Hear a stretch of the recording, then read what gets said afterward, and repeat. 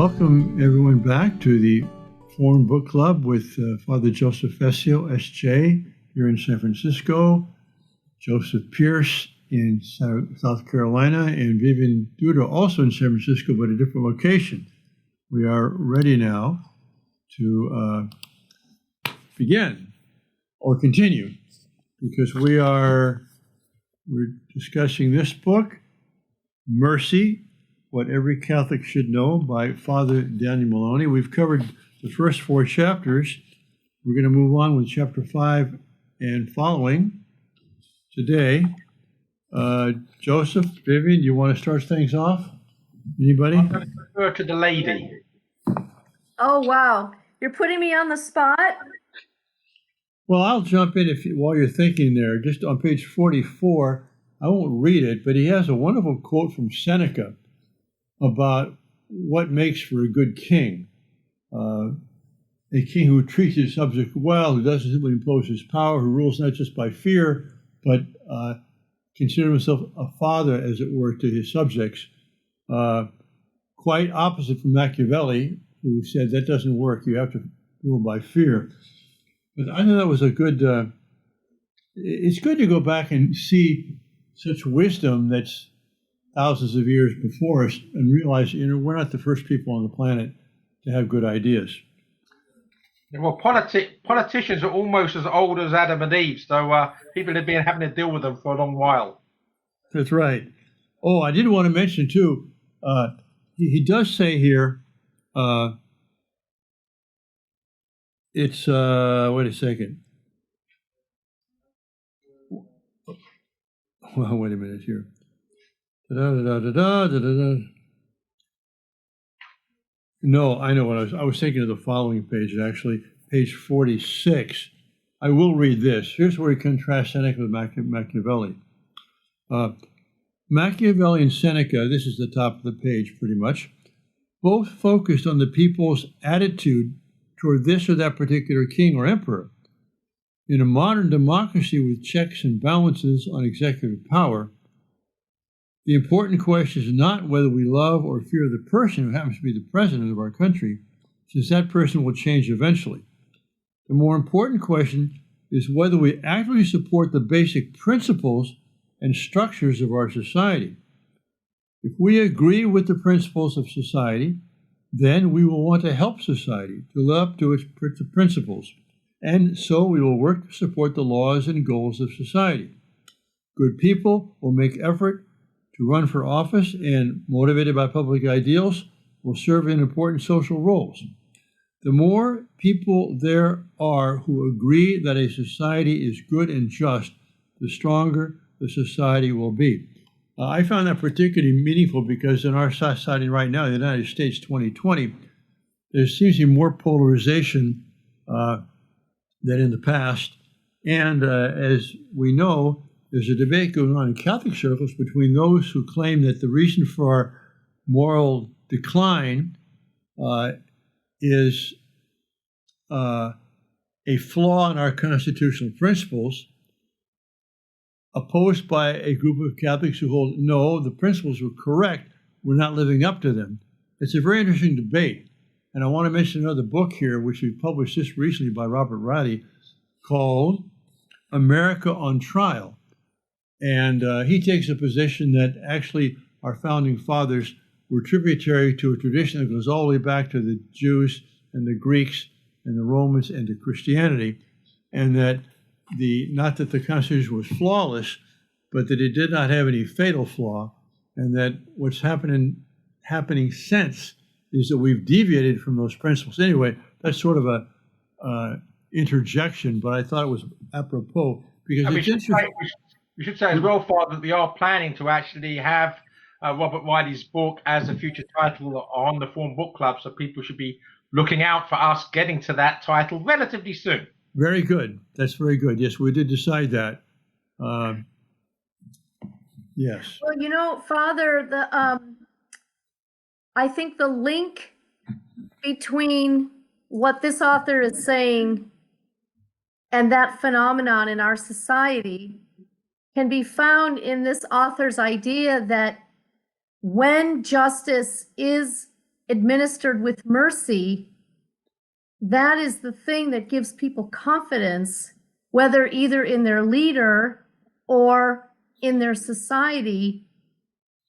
And so when you stop to think about what are the issues that have caused Catholics to lose confidence, it's precisely those things where we don't see justice and mercy together, for example, in abortion and things like this. So his, wherever you fall out on the question of our country and whatever, I think we can agree with the author how important justice and mercy being together on the same page is for the stability of any society. Yes, and specifically where he mentions again and again that mercy is fundamentally a social, civil issue in this sense. It's for society. It's not necessarily person to person. It's that too, but it's rectifying wrongs in such a way that you promote the common good of all in a society. And I think that was and the good of the person being punished. I mean, he definitely takes a strong view, not in this chapter, perhaps in the next chapter, right. You know, about punishment and what it's for, that I think really deserves our attention and discussion. He made me think about a lot of things I had not thought about before. Joseph? Well, I just have one other passage highlighted from chapter 5, and that's on page 52, and it's the middle paragraph on that page. Our charity can create dependencies or disrupt local economies. An American shoe company ships a load of free shoes to a developing country, and the temporary influx of free superior products drives local shoemakers out of business. The award-winning 2014 documentary Poverty, Inc. argues that foreign aid to third world countries often ruins local economies and perpetuates poverty rather than reduces it. So there's a couple of things here. First of all, we have to realize that a lot of so-called alms giving, not that they would call it that, they might call it charity, but foreign aid is actually for self-serving plutocratic reasons, where there's always strings attached, and that the governments of these third world countries have to actually dance to the tune of the global corporations and those giving the money. So we have to realize that if ideas have consequences, so do actions. And some of this aid is actually really for coercive reasons. What's necessary for developing countries is sustainability, is to actually get the local economies working at grassroots level to support the people. Any aid that works towards that, and not for myopic reasons of political power, is good. But the other sort of aid, which I suspect is the vast majority of it's going on today, is actually does more harm than good. Well, I think there's two aspects of that. You mentioned both. I think one is, improper motives for the aid anyway. It's for our own good, not their good. But secondly, even with, truly altruistic motives, you do the wrong thing because you don't understand the culture, you don't understand what it's going to do and how it's going to be used. You're That's right, so Father. The harm can be done by ignorance as well as malafides, yeah. Yes. Right. And to give a concrete example of that, our daughter, when she worked in Uganda at a Catholic health clinic, she said that they were constantly receiving charitable donations, not from, ulterior motived companies or nonprofits, but just, charity to the church in need and these kinds of things, sending deliveries of clothes and shoes and so on that they would distribute to the poor. And she said that the poor themselves were complaining that now they can't sell the shoes they were selling on the street because they just got a big shipment of shoes. And even though it came from Catholic Charities or Aid to the Church, World of Church in Need and so on, it's very unintended consequences of even well-meaning people do this. Agreed. We conclude this chapter on page 55. This gets to a deep point. Mercy must be ordered toward justice. It must be in the service of overall good order. Our attempts to help others actually have to help It helped not just in the narrow way that we conceived it, but it helped the common good. So that kind of summarizes what we've been saying Yeah. here. That really is a good conclusion. I agree. Well, let's move on to punishment without solidarity or mercy, chapter 6. And here he lists on page 55 and the top of 56 some of the goals or purposes of punishment. And I think he does a job of adequately listening, but I want to recommend another book, not a book we published, but there's a book called God in the Dock, which is a collection of essays by C.S. Lewis. And there's an essay there on punishment. And I think it's one of the most clear thinking, clearly expressed representations or presentations of what punishment is that I've come across. Basically says there's 3 elements or aspects to punishment. There's retribution, there's deterrence, and there's medicinal factors. That is, retribution, you're restoring the imbalance in the society, injustice which has been harmed. A deterrence, you're deterring the criminal himself from recidivism or doing more crimes, and you're also deterring others from doing that crime. And then finally, you are also trying to heal or help restore the criminal to a better life, But what Lewis points out is that much as we want to promote the third or healing aspect, or even the second or deterrent aspect, unless you have someone who's actually committed a crime which is worthy of punishment, you can't punish them. I mean, retribution has to be the basis for which you then add to that deterrence and healing. But I think he doesn't, to me, give quite as much emphasis to why philosophically retribution is something which is essential to punishment. You're saying, Father, you don't think this author is That's giving right. enough. Right, I right. agree with you. I agree that even though he explains what retribution is and how important it is in fact, he says on page 57 that it rules out cruel punishment, meaning because it has to be proportional. Right. Retribution is not the same as vengeance. He explains this, but then as the book progresses, it seems as though that gets eclipsed by these other reasons or effects of punishment. At least that's what I thought. The only thing I would say by way of trying to be merciful is that obviously the focus of this book is mercy, what every Catholic should know. So his focus is going to be on merciful dimensions of justice and not the retributive dimension. So I'm not necessarily saying you're wrong, but I can maybe understand why he's done it.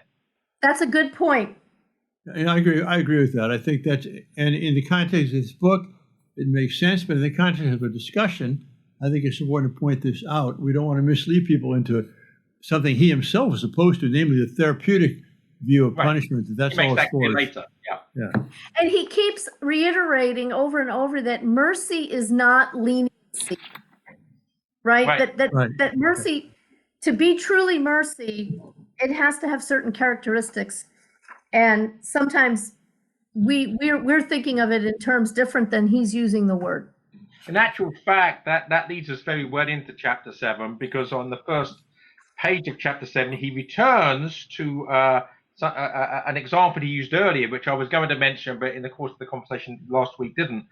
The analogy with a brother tardy. This story about the Benedictine monk brother tardy who never turns up in time for Vespers. And is it merciful to turn a blind eye, or actually does it do much more harm both to brother tardy and to the rest of the community if he doesn't actually come down sternly and punish in some way? Discipline is the word he uses. And I like both the examples, because he comes back to brother tardy on page 67 at the beginning of chapter 7. And I like both the examples of brother tardy. I don't think we need to actually read them, but I think, again, this is good how you can use should we say, a mythical analogy to bring out the truth, the abstract truth you're trying to discuss. And of course, he often regularly uses examples of parenting and the kinds of discipline that are needed to correct the child for the child's own good. So I like that too, Joseph, that he uses, even though they're mythical, as you say, examples, they're examples that relate to our concrete lives, and we can understand very well what he's talking about. Yep. Good. Well, I thought this chapter 7 was quite good, but nothing stood out that I want to comment on. Okay. Can I jump in? Because there is one thing, it's an element of Please controversy. And you jump know in me, with both feet. I'm always keen to bring an element of controversy, and so this caused me to put 3 exclamation marks in the margin. So at the bottom of page 71, he's talking about the Spider-Man principle, but I'm not going to talk about that. If I see a criminal and I can stop him, then I should stop him myself rather than wait for the police. If the United States can intervene in some international crisis, it is our responsibility to intervene, and the rest of the international community can either follow or get out of the way. Right? When I saw that, I thought, that was the 3 exclamation marks, right? Because this ultimately seems to me to be a justification for might is right.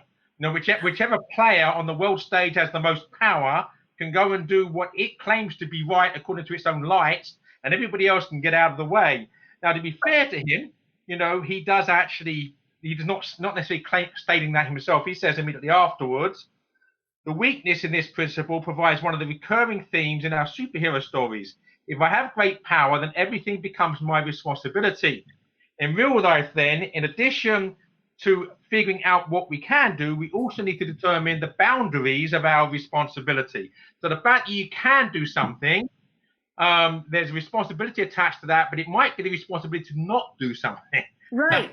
So those were examples. He was stating those not as things that ought to be done. He was stating those as examples of this Spider-Man mentality. Yeah. That if I have the power, I ought to use it.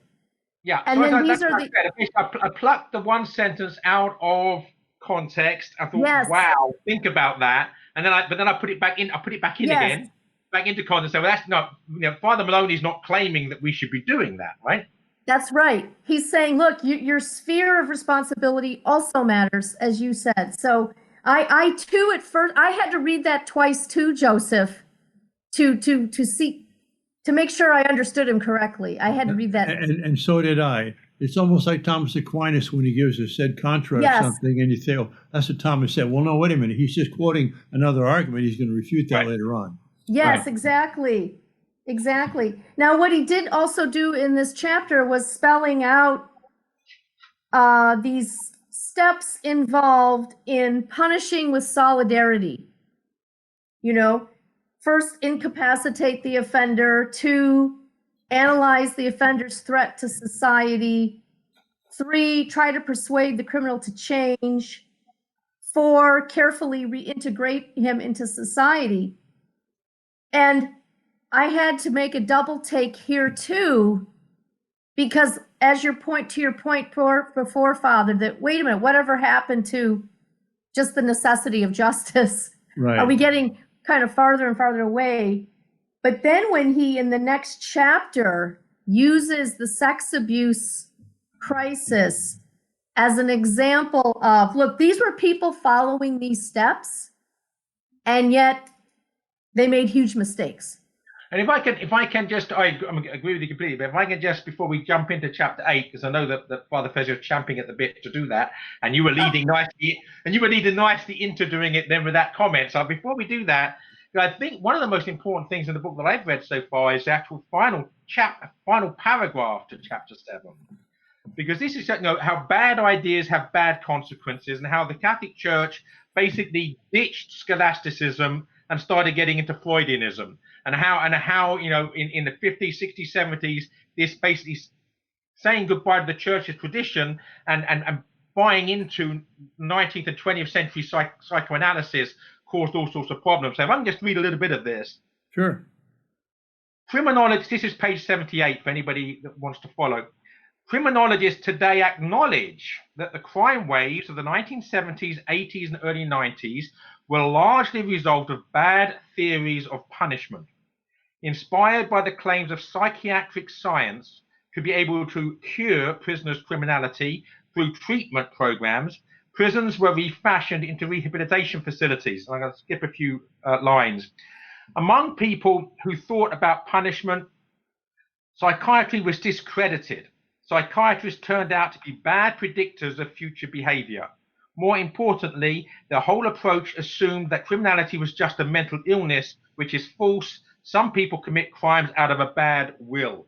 So basically, we sort of got rid of the Christian realism, scholastic realism, and basically brought into this sort of modernist understanding of human psychology connected to sexuality and the rest of it. And because we bought into that bad idea, we're now living with the bad consequences. And the good thing about Father Moloney, it seems to me, is that he's not overreacting against that by saying we should simply punish people, forget about the therapeutic value, but he's saying we have to integrate the therapy, the healing, into a larger view of punishment, which includes restoring order in society. Yeah. Right, and not rooted in Freudianism. Exactly. Or the Kinsey report. So we go onward, Joseph. I'm not trying to rush you, Joseph, but I mean, I just don't want to. I know. No, I'm done with chapter 78. Chapter 8, 7 now. Okay, so chapter 8 is punishment and mercy in the church today. Just one little quote on page 80 there. The bias towards the bottom.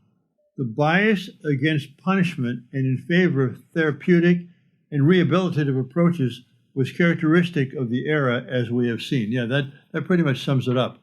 Right. I thought this was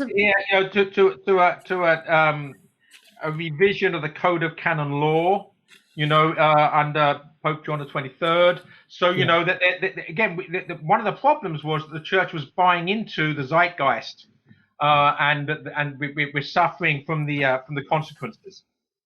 Well, I love this last paragraph on page 83, where he says, as we all know, to our immense sorrow and shame, the intersection of these well-meaning policies, each of them justified from a certain point of view, was a catastrophe that harmed hundreds and hundreds of people. What went wrong? First, the bishops and psychiatrists misjudged the risks that abuse and abusers present to the common good.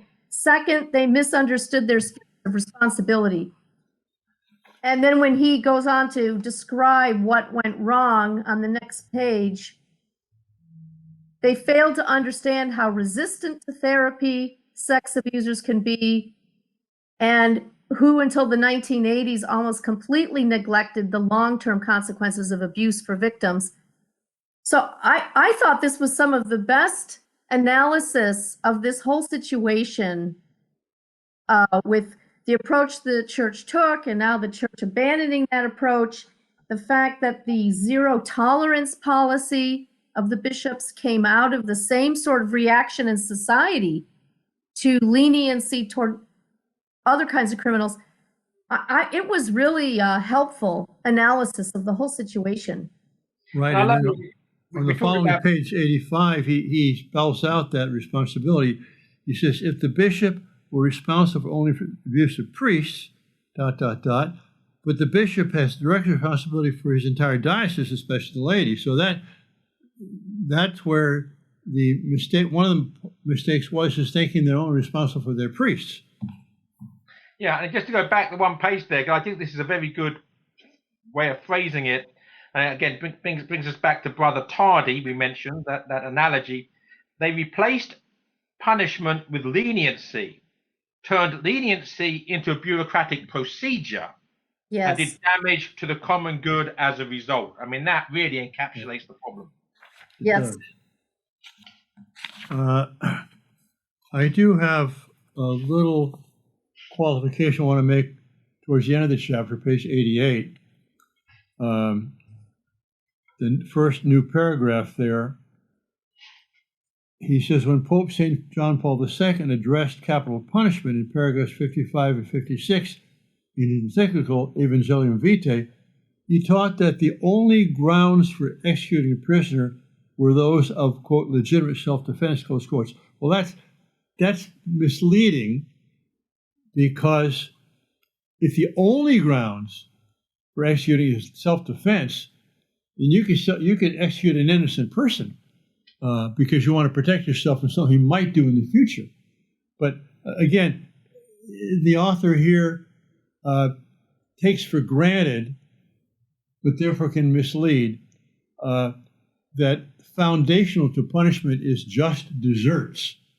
That, you know, he does make the difference slightly. He does say legitimate self-defense. In other words, the self-defense does have to be under law. You can't just decide that you're going to kill someone because they might be a threat in the future. I mean, obviously, if you have a law that allows that, you're living in a tyranny anyway. Right, but you can't say that self-defense, even legitimate, is the only grounds for execution. The ground has to be the guy's guilty. Well, yes. Yeah, I see what you're saying. I understood. So basically, he needed to flesh that out more than he did. I think so, yeah. But we can do that for him. That's what we're here for. But I will mention another book. This is by Edward Fessio and Joseph Pearce, By Man Shall His Blood Be Shed. And I want to say, if anybody wants to think seriously about capital punishment, philosophically, historically, sociologically, church's teaching, this book is a compendium. I mean, no one should engage seriously in the argument for or against without being aware of what's in this book, in my view. Go to Ignatius.com and buy it. You don't have it already. Father, is it safe to say that the argument this man is making in this book is that unless the criminal cannot be incapacitated any way but capital punishment, that mercy demands that we not use capital punishment? Is that his argument? I think that's safe to say that and correct to say that, and I want to make it very clear that I want to try and clarify what's often unclear. That is to say that we want to abolish capital punishment does not mean to say it's immoral in itself, but rather mercy and different conditions in our time mean that we do not have to exercise the right we have and the duty we have as a society to execute capital punishment on capital crimes. So the distinction there is you can be for abolishing capital punishment, and many of the church are. I think Pope John Paul II was, and Francis also. But of course, he wants to abolish life imprisonment too. But you can't say it's intrinsically immoral. If you say that, you're undermining the entire tradition and magisterium of the church, and that's my concern. I think there's two things I would say to that. I don't think that Father Moloney is saying exactly that mercy. No. That we never, if the common good were threatened by someone not receiving capital punishment, he would say that basically solidarity in the common good would dictate that capital punishment should be executed at that point. So I don't think he's saying that the ultimate default is always you can't execute a man. That's not Father Moloney's position. The only other thing I want to say, just to be a little bit controversial, regardless of where we stand on the issue of capital punishment, and certainly as pro-choice politicians would say, personally, I'm opposed. But what I would say is that I'm concerned that Pope Francis just feels he can just rewrite the catechism by whim, rather than actually realizing this is a document that has some sort of magisterial integrity, and you don't just start, chopping and changing it at will and whim. You need to actually take a bit more time and consultation with others, and maybe not do anything until there's been proper consultation. Well, Pope John Paul II, his Evangelium Vitae, which is being quoted in this book, did cause the catechism to be slightly reworded, did it not? So that precedent of a pope or his words justifying a change in the catechism was set before Francis. Is that right? Well, let me just say here, and you might be right, but by way of principle, I think the Catechism of the Catholic Church has more gravitas and integrity than the Constitution of the United States. And nobody would suggest that a president can just change the Constitution by whim. And if that's true of the Constitution of the United States, which is a secular document, it should be true of the Catechism of the Catholic Church. Well, I think there's a slight difference in roles between the chief executive officer in a democratic society and the papal office. Joseph, to make myself clear, I agree with you that any changes to the catechism ought to be done carefully and through the collegiality of the bishops and so on. I'm only trying to say that I think the trigger finger was already exercised before Francis in terms of changing. I'm not arguing with that. Yeah. I'm not arguing with Vivian. I just introduced an element of controversy because it's fun. That's all. Well, I will say you're both correct here. I think, first of all, it is correct, Vivian, that Pope John Paul II did introduce a change to the Catechism on this and on homosexuality as well. But I think Joseph is right. Those kinds of changes, while they are legitimate, I mean, the Pope has the authority to do so, may not be as prudent as going a more consultative route on this sort of thing. Right. Secondly, Pope Benedict made it very clear, it's in the Catechism itself, in the introductory little paragraph there, whatever it is, the bull he issued or whatever, that the Catechism itself has no magisterial authority more than the text it's quoting. So that whatever is in the Catechism only has the binding force of what it's drawn from, its sources. So again, if a pope comes in and makes a change to the Catechism that's novel, well, unless he's speaking ex cathedra, that has no more authority than anything else he's going to say. It doesn't change the magisterial teaching, but it does sow confusion. And it also undermines the integrity of the Catechism, because the more it's not an integral whole that holds together cohesively and coherently, which it does at present, the less it's going to be a document we can take seriously. Right. And I would say two more things on this. One, no one should have any hesitation about taking the Catechism of the Catholic Church as a document which presents in a full and rich way the Church's teaching, and it's accurate. But secondly, it does not mean that to go deeper into it, you have to take the Catechism as your ultimate source. It's not the ultimate source. It's a modern presentation of the ultimate source, which is Scripture, of course, and magisterial teaching, which is defined in De Fide. By the way, was it last couple of weeks ago we had Sue Ellen Browder here, and she told us about how her coming into the church was she was looking for the truth, and she reads the Catechism, and that was it. Yes. It was, and I can understand why. Yeah. Yes, and I would just like to rephrase for clarity that I was asking Father whether this man's argument was that capital punishment should only be done when there's no other way of incapacitating the person guilty of a capital offense. That I think the way I'm reading it, he would say that mercy requires this self-limitation on the use of capital punishment. But I think, Father, your point is so important that that's not the same thing as saying there's something intrinsically wrong with capital punishment. And I think when we get out there in the debates and the words start being thrown around, there has been a lot of sort of lack of clarity on this issue, such that people now, many Catholics think that what the church is saying is that capital punishment is intrinsically immoral. And the church hasn't said that, can't say it. Yeah, but I would go beyond what Father says in this book, because he's not recovering it, but I do think there's a case to be made that in instances, the most merciful thing you can do to someone who is guilty of a serious capital crime or series of crimes is to execute him. That is to say, to let him know next Tuesday is the end of your life. Start thinking about it now. When I was a journalist, I had a long interview with a chaplain on death row.